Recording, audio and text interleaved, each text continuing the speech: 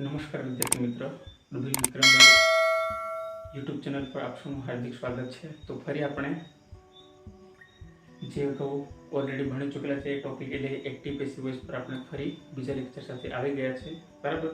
તો ફરી તમને એક વખત મારે ખાસ વસ્તુ કહેવી છે કે જો તમે પહેલો વિડીયો જો ના દેખો હોય તો વિડીયોને દેખો પછી જ આ વિડીયો દેખો, કારણ કે પહેલો વિડીયો ના દેખો તો તમને કદાચ આ વિડીયોમાં ખબર નહીં પડે એટલા માટે, બરાબર। તો મહેરબાની કરીને કદાચ પહેલો વિડીયો ના દેખ્યો હોય તો આ વિડીયો જોઈ લેવો, સોરી પહેલો વિડીયો ના દેખ્યો હોય તો વિડીયો દેખો પછી આના પર, ઓકે સરસ। તો જોઈએ હવે આપણે મિત્રો શું છે આજના વિડીયોમાં। અહીંયા જે મેં જેટલા પણ વાક્ય લખેલા છે ને એ આપણે ઓલરેડી અગાઉ એટલે કે ગઈકાલે જે ભણી ચૂકેલા છે, એટલે કે આગલા લેક્ચરમાં આપણે ભણી ચૂકેલા છે એના આધારે આ વાક્ય લખેલા છે એની પ્રેક્ટિસ આપણે કરવાની છે, બરાબર। તો જોઈએ આજના દિવસે બધા જ વાક્ય સાદા છે, સિમ્પલ છે, બરાબર। તો દેખો સી રીડ્સ ધ બુક, શું છે? સી રીડ્સ ધ બુક એટલે તે બુક એટલે કે પુસ્તક વાંચે છે, ચોપડી વાંચે છે। હવે જેટલા પણ વાક્ય રેડ બોર્ડ પરથી લખેલા છે ને તમે દેખી શકો છો, જેટલા પણ વાક્યો ને અહીંયા બાજુ જેટલા પણ વાક્ય રેડ બોર્ડ પેનથી લખેલા છે એ બધા જ વાક્યો એક્ટિવ વોઇસમાં છે। કયા વોઇસમાં છે? એક્ટિવ વોઇસમાં। જ્યારે જેટલા પણ વાક્ય બ્લેક બોર્ડ પેનથી લખેલા છે, બરાબર, જેટલા વાક્ય બ્લેક બોર્ડ પેનથી લખેલા છે એ બધા પેસિવ વોઇસમાં છે। હવે એક્ટિવ વોઇસ કોને કહેવાય અને પેસિવ વોઇસ કોને કહેવાય એને આપણે ઓલરેડી અગાઉ ડિસ્કશન કરી ચૂકેલા છે, એટલા માટે એની વધારે ડિસ્કશન નથી કરતા। હવે આપણે પ્રેક્ટિસને આગળ વધારીએ। તો પહેલા નંબરનું વાક્ય સી રીડ્સ ધ બુક, બરાબર, આની સામે મેં નથી લખ્યું પણ આ એક્ટિવ વોઇસનું વાક્ય છે। કેવું છે? એક્ટિવ વોઇસનું છે। એનો આપણે અહીંયા પેસિવ વોઇસમાં ફેરવેલું છે બીજા નંબરનું વાક્ય પીવી એટલે કે પેસિવ વોઇસમાં, એવી એટલે ઉપરનું એક્ટિવ વોઇસમાં।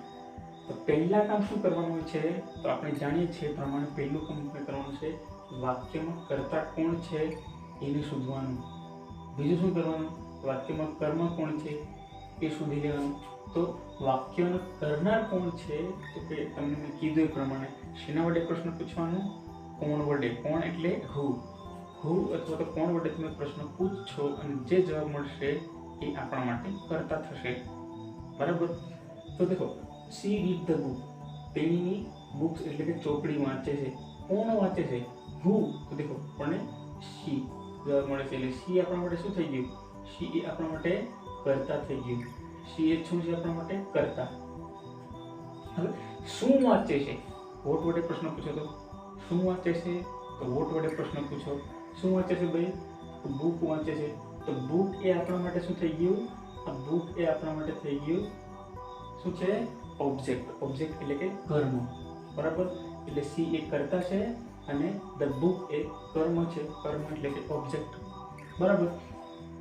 તો જોઈએ પહેલો નિયમ કર્તાનું સ્થાન કર્મ, બરાબર ને। તો દેખો આ કર્તા છે, સી એ કર્તા, જ્યારે બુક એ કર્મ, આખું ધ બુક એ કર્મ છે। તો સી ની જગ્યાએ ધ બુક મૂકી દઈએ, કારણ કે પહેલો નિયમ એવો છે કે કર્તાની જગ્યાએ કર્મને મૂકવાનો। તો આ જે કર્તા છે એની જગ્યાએ કર્મ મૂકી દઈએ, ધ બુક મૂકી દીધું। પછી મેં તમને કીધું હતું એ પ્રમાણે બીજા નંબર પર નહીં જવાનું, ડાયરેક્ટ ત્રીજા નંબર પર। તો ત્રીજા નંબરનો નિયમ શું હતો? કાળને અનુલક્ષીને યોગ્ય સહાયકારક ક્રિયાપદ। શું હતો? કાળને અનુલક્ષીને યોગ્ય સહાયકારક ક્રિયાપદ। તો દેખો ટેન્સ કયો છે? સાદો વર્તમાન કાળ। તો સાદા વર્તમાન કાળનો સહાયકારક ક્રિયાપદ તમને ખ્યાલ છે, એમ ઇઝ આર। કયા? Am is are. હવે ધ બુક એટલે ત્રીજા પુરુષ એકવચન કહેવાય, એટલા માટે એની સાથે ઇઝ છે। હવે ચોથો નિયમ મુખ્ય ક્રિયાપદનું ભૂતકૃદંતનું રૂપ આવે। કયું? મુખ્ય ક્રિયાપદનું ભૂતકૃદંતનું રૂપ આવે છે। તો દેખો મુખ્ય ક્રિયાપદનું ભૂતકૃદંતનું રૂપ એટલે રીડ્સ, આ તો વર્તમાન કાળ છે એટલે એસકેસ લાગેલું છે, બરાબર, પણ અહીંયા તો ત્રીજું રૂપ છે। કયું રૂપ છે? ત્રીજું રૂપ। ભલે સ્પેલિંગ રીડ ત્રણેયમાં કોમન હોય, વર્તમાન કાળ, ભૂતકાળ અને ભૂતકૃદંત ત્રણેયમાં સ્પેલિંગ સરખો છે પણ એનું ઉચ્ચારણ અલગ છે, એટલા માટે અહીંયા આને રીડ નહીં વાંચીએ આપણે, અને શું વાંચીશું? રેડ વાંચીશું। શું? રેડ। પછી પાંચમો નિયમ બાયની મદદ વડે કર્તા કર્મના સ્થાને જાય। સી એ કર્તા છે એ કર્મના સ્થાને આવી ગયું, પણ આ કર્તા વિભક્તિ છે, જ્યારે એનું પેશીમાં ફેરવવાનું હોય ત્યારે શું થઈ જાય? કર્મ વિભક્તિ. તો આપણે ઓલરેડી વિભક્તિ જોઈ ચૂકેલા છીએ. શી નું શું થઈ જાય? હર થઈ જાય કર્મ વિભક્તિમાં. શી એટલે વિભક્તિ છે, કર્તા વિભક્તિ છે, એટલા માટે. હવે બીજા નંબરનું વાક્ય એક્ટિવ વોઇસમાં છે એવી. તમે લખેલું દેખી શકો છો. You respect me every day. તમે મારી દરરોજ સન્માન કરો છો અથવા તો તમે દરરોજ મને માન સન્માન આપો છો, એવું થાય. સાદો વર્તમાન કાળ છે અહીંયા પણ. તો ફરી એક ફંડા. કયો ફંડા? તો કે સૌપ્રથમ આપણે શું શોધવાનું? કર્તા કોણ છે એ શોધી લેવાનું. તો આપેલ વાક્યમાં કર્તા યુ છે. પછી આપણે શું શોધવાનું છે? બીજું, કર્મ કોણ છે? તો કે મી. મી એ શું છે? કર્મ છે. જ્યારે એવરીડે તો અન્ય શબ્દ છે, રિસ્પેક્ટ એ તો ક્રિયાપદ છે, બરાબર. તો પહેલો નિયમ કર્તાનું સ્થાન કર્મ, યુ એ કર્તા, કર્મ એ મી છે. પણ દેખો તમે અહીંયા વિભક્તિ લેવો તો તમે કઈ વિભક્તિ છે? કર્મ વિભક્તિ ને. તો કર્મ વિભક્તિમાં બરાબર જે ઓબ્જેક્ટ આપેલો હોય એને જો આપણે કર્તાની જગ્યાએ મૂકવાનું હોય તો એને પાછું ઊંધું કરી દેવાનું. ઊંધું એટલે કર્તાનું કર્મ કર્યા છે આપણે પેશી વખતે, બરાબર ને. તો અહીંયા મી છે અને આપણે કર્તાની જગ્યાએ મૂકીશું તો કર્તા થઈ જશે, કર્મનું કર્તા થઈ જશે. એટલે મીનું આઈ થઈ ગયું. એટલે વર્તમાન કાળ કયો ટેન્સ? સાદો વર્તમાન કાળ. તો આપણે જાણીએ છીએ કે સહાયકારક ક્રિયાપદ તરીકે 3 શબ્દો છે, એમ, ઇઝ, આર. તો આઈ, તો આની સાથે હંમેશા એમ આવે, બરાબર. આ ત્રીજો નિયમ. હવે ડાયરેક્ટ ચોથો નિયમ એટલે મુખ્ય ક્રિયાપદનું ભૂતપૂર્વનું રૂપ. રિસ્પેક્ટનું ત્રીજું રિસ્પેક્ટેડ થાય. હવે પાંચમો નિયમ, બાયની મદદ વડે આ કર્તા એટલે કે યુ કર્મના સ્થાને જાય. એટલે આ મીની જગ્યાએ યુ મૂકી દીધું, બાય મૂકીને પછી અન્ય શબ્દ છેલ્લે, એટલે I am respected by you every day. મતલબ મને તમારા દ્વારા દરરોજ સન્માન આપવામાં આવે છે, એવું થાય ગુજરાતી. અહીં પહેલાનું ગુજરાતી થાય સી રીડ્સ ધ બુક, એટલે કે તેની ચોપડી વાંચે છે. પેસિવ શું છે? The books is read by, એટલે ચોપડી મારા દ્વારા વંચાય છે, એવું થાય. હવે ત્રીજા નંબર વાક્ય દેખો. Number 3, I love my India very much. I love my India very much, બરાબર. અહીંયા પણ સાદો વર્તમાન કાળ. તો તમને કીધું પ્રમાણે વાક્યમાં કર્તાને ઓળખવા માટે બરાબર શેના વડે પ્રશ્ન પૂછવાનો? હુ વડે. હુ એટલે કે કોણ? કોણે ચાહે છે ઇન્ડિયાને ભાઈ?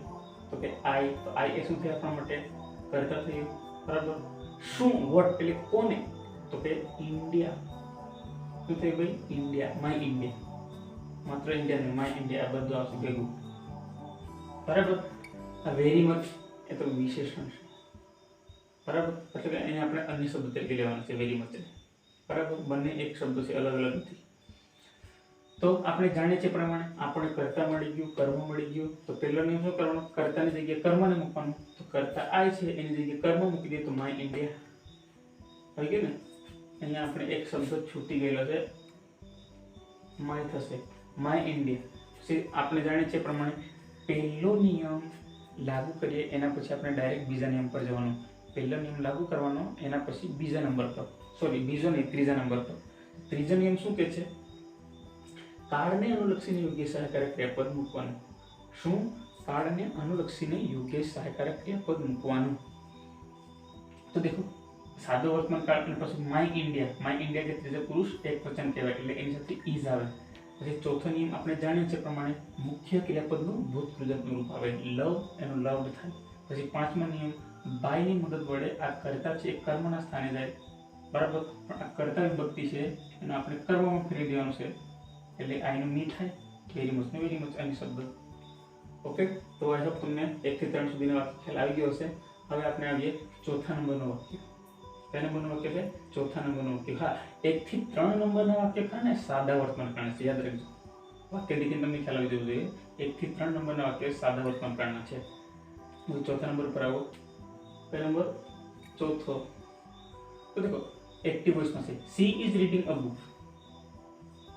She is reading a book. સૌપ્રથમ તો ટેન્સ કયો કોમન? કયો ટેન્સ છે? તો કે ચાલુ વર્તમાન કાળ. કયો ટેન્સ છે? ચાલુ વર્તમાન કાળ. તો અહીંયા વસ્તુ તમારે ખાસ ધ્યાન રાખવાની છે, બરાબર. તો કઈ વસ્તુ હું તમને સમજાવું છું. સૌપ્રથમ તો આપણે નિયમ પ્રમાણે પહેલા શું ઓળખી લેવાનું? કર્તાને ઓળખી લેવાનું. શું કરવાનું? પહેલા કર્તાને ઓળખી લો. તો શું છે? કોણ અથવા તો હુ વડે પ્રશ્ન પૂછો ત્યાં તમને શી મળશે. શું એટલે કે વોટ વડે પ્રશ્ન પૂછેલો કે અ બુક, એ જવાબ મળશે. મતલબ કે કર્તા શી છે જ્યારે કર્મ કર્મ તરીકે અહીંયા આ બુક છે, અ બુક. તો જાણીએ છીએ પ્રમાણે નિયમ મુજબ કર્તાની જગ્યાએ કર્મ, તો કર્તા સી, કર્મ અબુક, તો સીની જગ્યાએ અબુકને મૂકી દીધું. પછી ડાયરેક્ટ ત્રીજો નિયમ, કાળને અનુલક્ષીને યોગ્ય સહાયકારક ક્રિયાપદ. કાળને અનુલક્ષીને યોગ્ય સહાયકારક ક્રિયાપદ આપણે મૂકવાનું છે. તો ચાલુ વર્તમાન કાળ છે, બરાબર. તો એમિઝાર આવામાં આપણને ખ્યાલ છે. હવે અબુક એટલે ત્રીજો પુરુષ એકવચન કહેવાય, એટલા માટે અહીંયા ઈઝ આવેલું છે, બરાબર. હવે એક વસ્તુ ખાસ તો તમને આ શબ્દ કદાચ નવો દેખવા મળતો હશે, બરાબર ને, બીઈંગ. બીઈંગ શબ્દ કદાચ તમને નવો દેખવા મળતો હશે, બરાબર. પણ હંમેશા યાદ રાખજો, આ તો ચાલુ વર્તમાન કાળની વાત છે.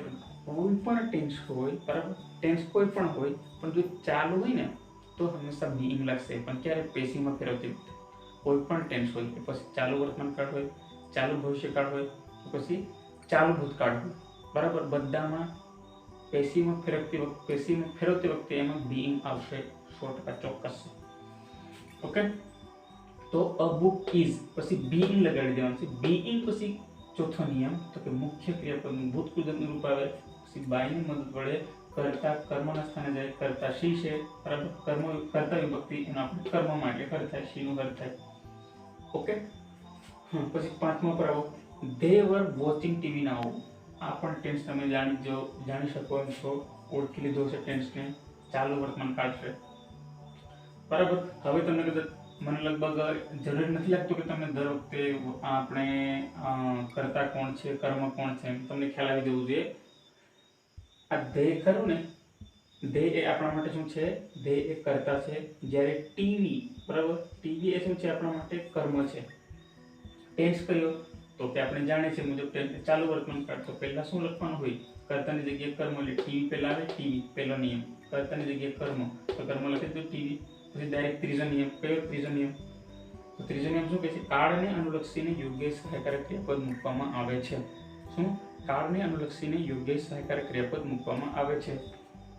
તો દેખો, ટીવી એટલે ત્રીજો પુરુષ એકવચન કહેવાય, અને ટેન્સ કયો તો કે ચાલુ વર્તમાન કાળ. તો ટીવી ત્રીજો પુરુષ એકવચન હોય તો એની સાથે શું આવે, ઈઝ આવે. શું આવે, ઈઝ આવે. પછી તમને મેં અગાઉ કીધું પ્રમાણે કોઈ પણ ચાલુ ટેન્સ હોય ને, ચાલુ ટેન્સ, તો એને પેસિવમાં ફેરવતી વખતે હંમેશા બીઈંગ આવશે. એ પછી કોઈ પણ ટેન્સ હોય, ચાલુ ભવિષ્યકાળ હોય, ચાલુ વર્તમાન કાળ હોય, કે ચાલુ ભૂતકાળ હોય, બરાબર. તો બીઈંગ લગાડી દીધું આપણે. હવે ચોથો નિયમ, મુખ્ય ક્રિયાપદનું ભૂતકૃદંતનું રૂપ આવે. તો દેખો, વોચિંગ આ મુખ્ય ક્રિયાપદ કહેવાય. તો એનું ભૂતકૃદંત એટલે પાસ્ટ પાર્ટિસિપલ, અને પાસ્ટ પાર્ટિસિપલ એટલે કે ત્રીજું રૂપ. તો વોચ એટલે થશે ઈડી. પછી પાંચમો એટલે કે છેલ્લો નિયમ, બાયની મદદ વડે આ કર્તા છે એ કર્મના સ્થાને આવી ગયું. બાયની મદદ વડે આ કર્તા આ કર્મના સ્થાને આવી ગયું. પણ આ કર્તા વિભક્તિ છે એનો આપણે જ્યારે પેશીમાં ફેરવવાનો હશે ત્યારે ધ્યાન થઈ જાય, એ આપણે ઓલરેડી ભણી ચૂકેલા છીએ. અને છેલ્લો શબ્દ નાઉ, તો નાઉ છેલ્લે ને છેલ્લે. ઓકે, સરસ. તો આ તમને કદાચ આ પાંચમું વાક્ય પણ ખ્યાલ આવી ગયો હશે, બરાબર. ચોથું, પાંચમું. હવે છઠ્ઠા નંબરનો વાક્ય દેખો, એક્ટિવ વોઇસમાં છે, look a cat is chasing a rat.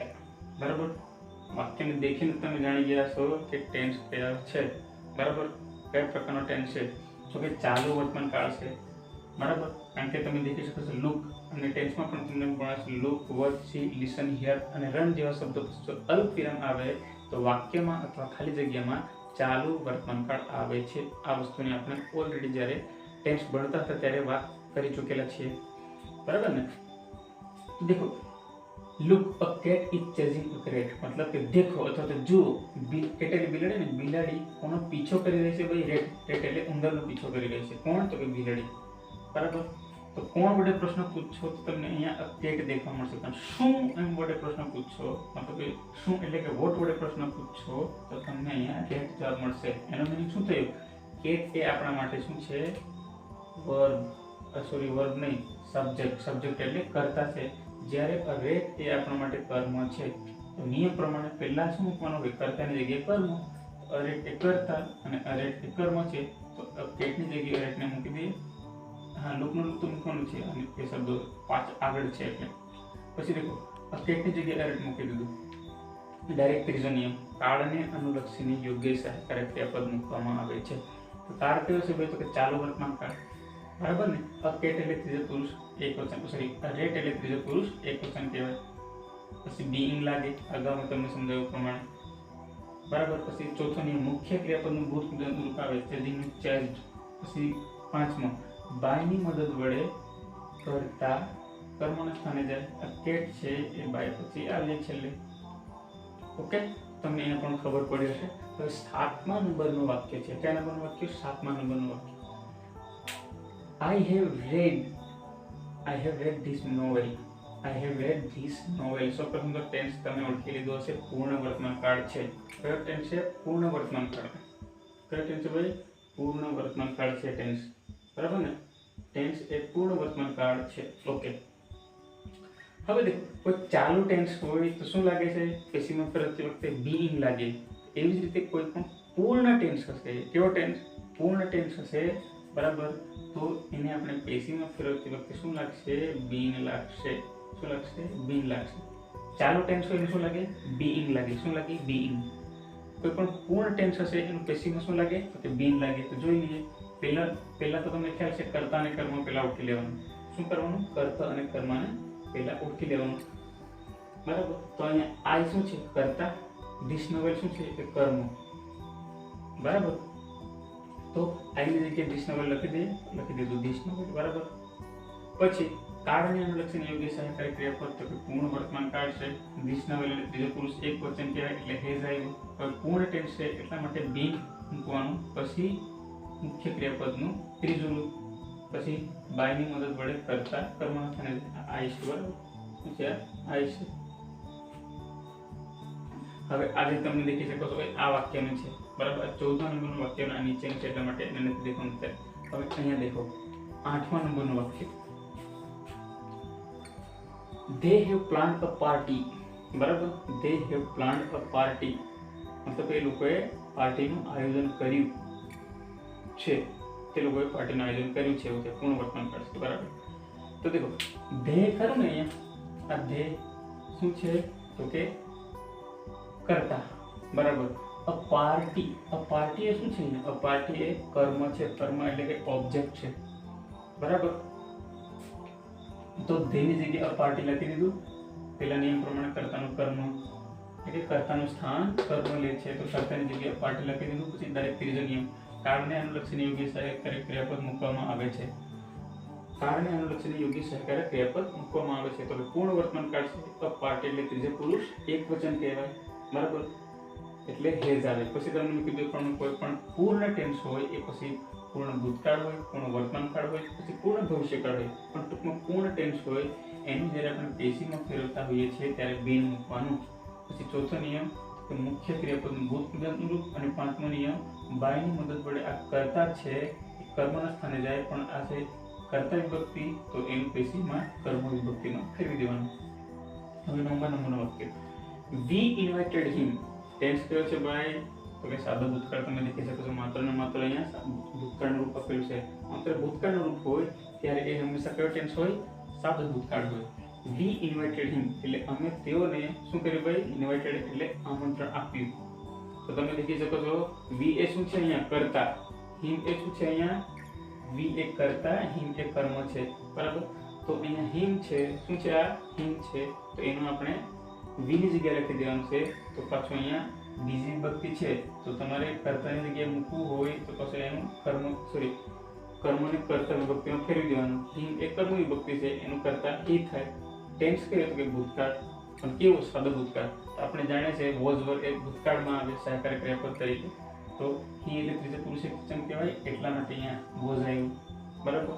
મુખ્ય ક્રિયાપદનું ભૂત કૃદંતનું રૂપ, ઇન્વાઇટેડ ભૂતકાળ અને ભૂત કૃદંત સરખા છે। પછી પાંચમો નિયમ બાયની મદદ વડે આ કર્તા કર્મના સ્થાને જાય, પણ અહીંયા વી છે એટલે કર્તા વિભક્તિ, જ્યારે એને આપણે પેશીમાં કર્મ વિભક્તિનું મૂકવાનું છે, એટલે વીનું શું થઈ ગયું? અસ। આ જે વી ખરું ને, આ વી એનું અસ થઈ ગયું, બરાબર। હવે 10મા નંબરનું વાક્ય, Tenali Rama ate all the halwa Tenali Rama ate all the halwa મતલબ તેનાલીરામા છે એ આખો હલવો ખાઈ ગયા, એમ સાદો ભૂતકાળ।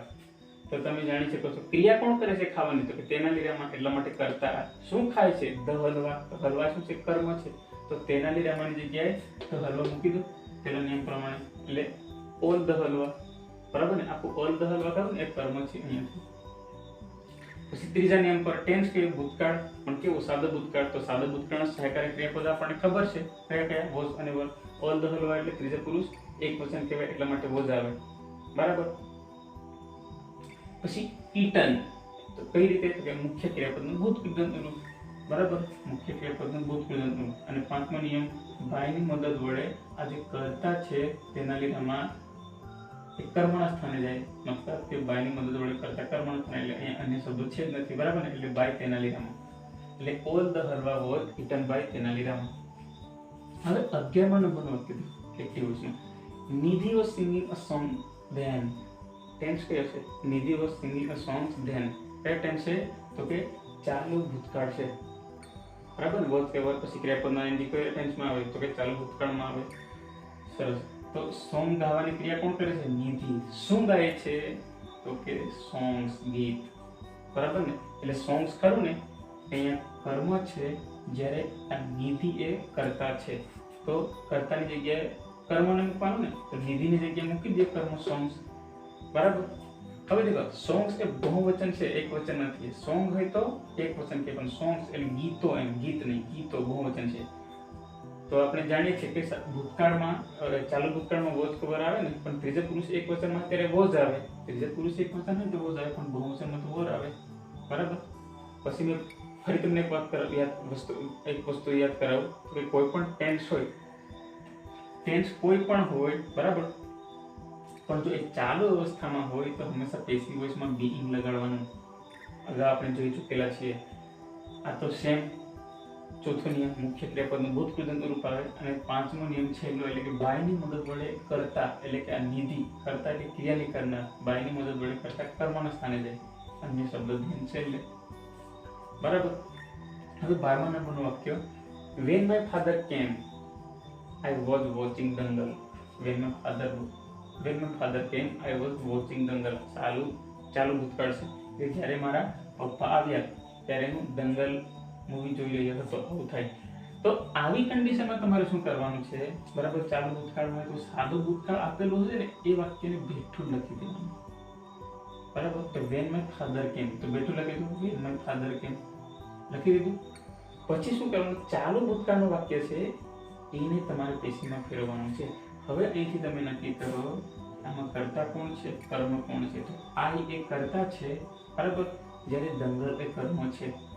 પહેલા શું કરવાનું છે? when my father came, એટલે કે ભૂતકાળનું વાક્ય બેઠું લખવાનું છે. પછી કર્મ દંગલ છે ને, તો કર્તાની જગ્યાએ મૂકી દો, આની જગ્યાએ તો દંગલ મૂકી દો. ટેન્સ કયો? તો કે ચાલુ ભૂતકાળ. તો દંગલ એટલે ત્રીજા પુરુષ એક વચન કહેવાય, એટલે ડાયરેક્ટ ત્રીજો નિયમ, કારણે એનું લક્ષણ યોગી સહકારી ક્રિયાપદ અહીંયા વોઝ આવશે, વર ના આવે. કેમ ના વર આવે? તો કે ત્રીજા પુરુષ એક વચન છે એટલા માટે. પછી મેં તમને કીધું એ પ્રમાણે બીઇંગ, તો કે કોઈ પણ ટેન્સ તો ચાલુ હોય અને પેસિવમાં ફેરવાનું હોય ત્યારે હંમેશા બીઇંગ આવશે. પછી ચોથો નિયમ, તો કે મુખ્ય ક્રિયાપદનું ભૂત કૃદંત રૂપ. અને છેલ્લો નિયમ, બાયની મદદ વડે કરતા કર્મના સ્થાને જાય. આ આઈ છે, આઈનું મી થઈ ગયું, કારણ કે આઈ એ કર્તા વિભક્તિ છે, જ્યારે એને આપણે પેશીમાં ફેરવતી વખતે શું કરવાનું હોય છે? કર્મ વિભક્તિ, એટલા માટે મી થઈ ગયું આઈનું. હવે 13મા નંબરનું વાક્ય, Ami had got the first prize. સરસ. ટેન્સ દેખો બરાબર, ટેન્સ જુઓ ભાઈ બરાબર. Ami had got the first prize. અમીએ પ્રથમ ક્રમાંકે ઇનામ મેળવ્યું હતું, એમ. પૂર્ણ ભૂતકાળ છે. કયો ટેન્સ છે? પૂર્ણ ભૂતકાળ. યાદ કરો, પૂર્ણ ભૂતકાળમાં હેડ પ્લસ ક્રિયાપદનું કયું રૂપ આવે? ભૂત કૃદંતનું રૂપ આવે. તમને ફરી એક વસ્તુ યાદ કરાવી પડશે, બીન. બીન કદાચ આપણે અહીંયા પણ દેખી ચૂકેલું છે. કોઈ પણ ટેન્સ હોય તો પૂર્ણ હોય ને, કોઈ પણ ટેન્સ પણ કેવો પૂર્ણ હોય, જો એનું પેશીમાં ફેરવવાનું હોય ત્યારે બીન લગાડવું પડશે. અને ચાલુ હોય, કોઈ પણ ટેન્સ ચાલુ અવસ્થામાં હોય, એની પેશીમાં ફેરવવાનું હશે ત્યારે શું લગાડવું પડશે? બીઇંગ. ચાલુ હોય તો બીઇંગ, પૂર્ણ હોય તો બીન. ઓકે, સરસ. તો અમી એ શું છે અહીંયા? ક્રિયાની કરનાર કોણ છે? તો કે અમી. તો અમે કરતા થઈ ગયું. શું ક્રિયા કરે છે? તો કે ધ ફર્સ્ટ પ્રાઇઝ, પહેલું ઇનામ મેળવે છે. મતલબ કે અમી કરતા, ધ ફર્સ્ટ પ્રાઇઝ કર્મ. તો પહેલો નિયમ કર્તાનું સ્થાન કર્મ. तो अमीनी जगह तो फर्स्ट प्राइज लखी दीधुं तो फर्स्ट प्राइज। डायरेक्ट त्रीजो नियम काळने अनुलक्षीने योग्य सहायकारी क्रियापद तो के पूर्ण भूतकाळ छे बराबर। पूर्ण भूतकाळमां त्रीજો पुरुष एकवचन होय કે પછી બહુવચન હોય બધા સાથે હેડ જ આવશે બરાબર। બધા સાથે હેડ આવશે। તમને પછી કીધું એ પ્રમાણે પૂર્ણ હોય તો બીન શબ્દો એડ થાય બીન BEEN। પછી પાંચમો નિયમ બાયની મદદ વડે આ જે કર્તા છે અમી એ કર્મના સ્થાને જશે એટલે બાય પછી છેલ્લે મૂકી દો અમી કારણ કે આ વાક્યમાં અન્ય શબ્દો તો છે નથી। છેલ્લું વાક્ય India had won the World Cup in cricket in 2007 બરાબર। મેચ છે બહુ જોરદાર હતી ભાઈ યાદ કરો 2007 એટલે દક્ષિણ આફ્રિકાના ડર્બન ખાતે રમાઈ હતી કોની સામે ભાઈ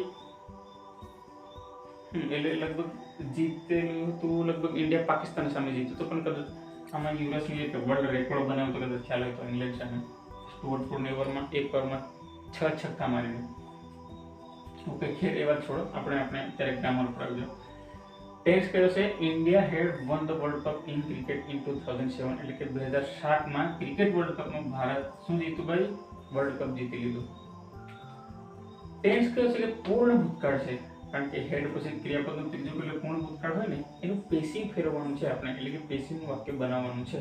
તો સૌપ્રથમ તો કોણ હું વડે પ્રશ્ન પૂછો તો કે ઇન્ડિયા ભારત એટલે ઇન્ડિયા શું થયું કરતા થઈ ગયા આપણા માટે। શું જીતીને આવ્યું ભાઈ ભારત શું જીતીને આવ્યું તો વર્લ્ડ કપ શું જીતીને આવ્યું વર્લ્ડ કપ બરાબર। તો વર્લ્ડ કપ એ શું થઈ ગયું આપણા માટે કર્મ કર્મ એટલે કે ઓબ્જેક્ટ અંગ્રેજીમાં ઓબ્જેક્ટ કહેવાય છે કર્તાને સબ્જેક્ટ કહેવાય છે। તો એક વસ્તુ તો નક્કી થઈ ગઈ બરાબર। કર્તા કોણ છે તો કે ઇન્ડિયા કર્મ કોણ છે તો કે વર્લ્ડ કપ। તો પહેલો નિયમ કર્તાનું સ્થાન કર્મ લે છે।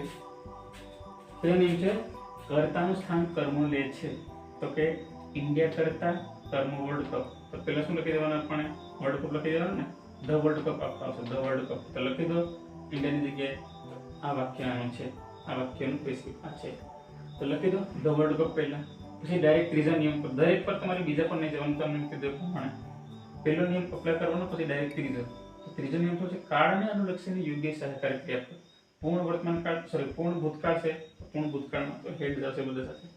પછી મેં તમને કીધું પ્રમાણે પૂર્ણ હોય તો કયો શબ્દ વધારેનો એડ થાય છે બીન કયો બીન। પછી ચોથો નિયમ મુખ્ય ક્રિયાપદનું ભૂત કૃદંત રૂપ આવે તો કે વોન આવશે। પછી ચોથો નિયમ એટલે ચોથો ને પાંચમો બાયની મદદ વડે કરતા છે એક કર્મના સ્થાને જાય એટલે કે બાયની મદદ બાય મૂકી દેવાનું પછી એમ છે યાદ રાખો બાય મૂકવાનું બાય મૂકી પછી તમારે કરતા લખવાનું છે બરાબર। તો મિત્રો આજના દિવસે આપણે આ વાક્ય જોયા એકદમ બધા મેં એટલા માટે કહેલા કે દરેક ટેન્સનો સમાવેશ થઈ જાય એવો પ્રયત્ન કરે પણ છતાં પણ અમુક ટેન્સ રહી જાય છે અમુક વાક્ય તો તમને ખ્યાલ છે આપણે સાદા ભવિષ્યકાળ ચાલુ ભવિષ્યકાળ બરાબર પૂર્ણ ભવિષ્યકાળ આ 3 ટેન્સ રહી ગયા। હા મેં 3 ટેન્સ નથી લખાવ્યા એનું કારણ છે બરાબર એ અત્યારે નથી કહેતો જસ્ટ બીજો લેક્ચર હશે ત્યારે એની વધારે ડિસ્કશન કરીશું બરાબર। તો હું આશા રાખું છું કે કદાચ તમને આ વિડીયો પસંદ આવ્યો છે બરાબર। એક વખત વસ્તુને આખો વિડીયો બરાબર દેખજો પછી ના ખબર પડે તો તમે કોમેન્ટ બોક્સમાં જરૂરથી કોમેન્ટ કરજો બરાબર। પણ કાંઈ છે કે મેં આમાં માત્ર એવો પ્રયત્ન કર્યો છે કે જેથી તમને સિમ્પલ અને સાદા વાક્યો ખૂબ સહેલાથી યાદ રહી જાય બરાબર। હજુ પણ એક લેક્ચર આપણો એવો સાદા વાક્યનો થશે પછી WH ક્વેશ્ચન દેખીશું બરાબર।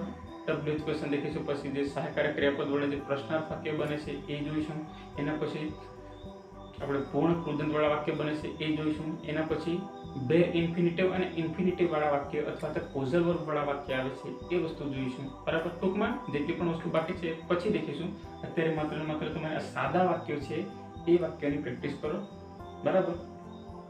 હું એક વખત બાજુમાં થઈ જાઉં છું તો કદાચ કોઈકની સ્ક્રીનશોટ લેવો હોય તો લઈ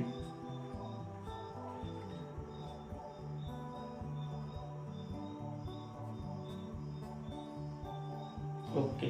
તો મળીશું મિત્રો નેક્સ્ટ વિડીયોમાં ત્યાં સુધી આપણે ઓલરેડી જેટલું ભણેલા છે એ વસ્તુનું રિવિઝન ના કરો અને ફરી એક વખત કદાચ ના ખબર પડતી હોય કોઈ પણ જગ્યાએ તકલીફ હોય તો કોમેન્ટ બોક્સમાં કોમેન્ટ કરો। જય હિન્દ જય ભારત।